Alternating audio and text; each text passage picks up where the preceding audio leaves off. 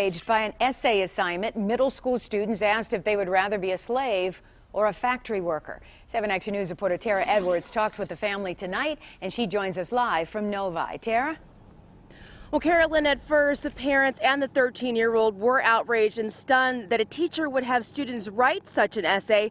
But now they tell me they see it as an opportunity for the students to learn more about American history. History is 13-year-old Kaya James' favorite subject. But last week, after learning about the Civil War and Industrial Revolution, she got a lesson she didn't expect. He asked us to raise our hands to say if we'd rather be a factory worker or a slave. If that wasn't shocking enough, the 8th grader at Novi Middle School says she could not believe the majority of the class, including some African-American students, said they would rather be a slave. And I was disappointed because what slaves went through is really humongous, and for them to say that they'd rather be a slave is really disappointing. Then students were even asked to write an essay on their choice in class.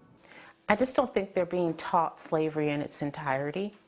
If you fully understood the psychological and physical aspects of being a slave, you would never choose it. Tina went straight to Novi Community Schools for answers. The superintendent tells me he immediately looked into what happened and has removed the question from the curriculum.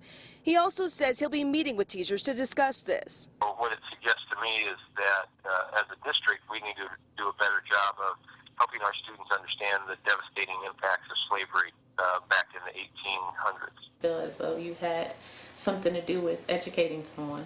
Meanwhile, Kaya, who wants to be an attorney one day, says she's glad she spoke up and is happy to be part of changing the way history is told at her school. I didn't want anything to be centered on my teacher because I really like him. And I think he's a great teacher, and the school is a great school. It's just that question is really offensive, and it's disappointing what the responses were.